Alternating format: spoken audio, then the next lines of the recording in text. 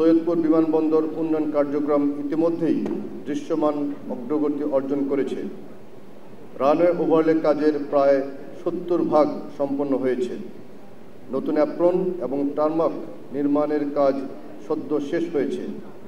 পাশাপাশি প্রায় ১২,০০০ ফিট দীর্ঘ পেরিমিটার রোড সম্পন্ন হয়েছে এবং বাকি ৩,০০০ ফিট কাজ প্রক্রিয়াধীন রয়েছে। এসবের পাশাপাশি অন্যান্য উন্নয়নমূলক কার্যক্রমও দ্রুতগতিতে এগিয়ে চলছে।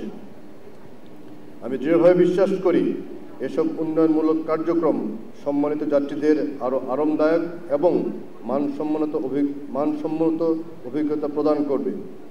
একই সঙ্গে দেশের অভ্যন্তরীণ ও আন্তর্জাতিক যোগাযোগ ব্যবস্থাকে আরও ত্বরান্বিত করতেও সহায়তা করবে।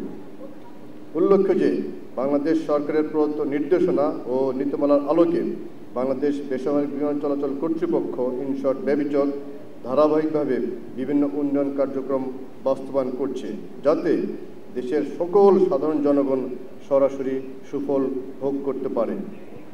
পরিশেষে আমি আজকের মহড়ায় উপস্থিত সকলকে আবার আন্তরিকভাবে ধন্যবাদ জানাই।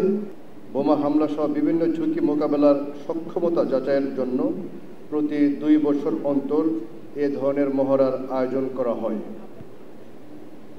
তারই অংশ হিসাবে আজকে এই মহড়ার আয়োজন করা হয়েছে।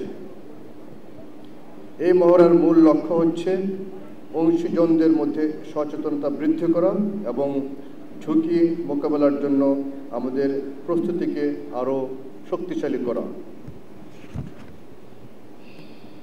এ ধরনের মহড়া আমাদের দুর্বলতাগুলো চিহ্নিত করার পাশাপাশি সিস্টেমকে পুনর্বিবেচনা ও উন্নত করার বিষয়ে সহায়ক ভূমিকা পালন করে। এটি শুধু ঘাটতিগুলো নিরূপণ করতেই সাহায্য করে না, বরঞ্চ বিভিন্ন সংস্থার মধ্যে কার্যকর সমন্বয় নিশ্চিত করে।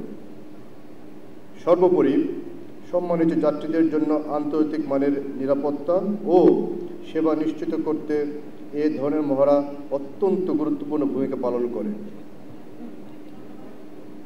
আজকের মহড়া নির্ধারিত সময়ের মধ্যে সফলভাবে সম্পন্ন হয়েছে, যা আমাদের দক্ষতা এবং প্রস্তুতির একটি উল্লেখযোগ্য উদাহরণ।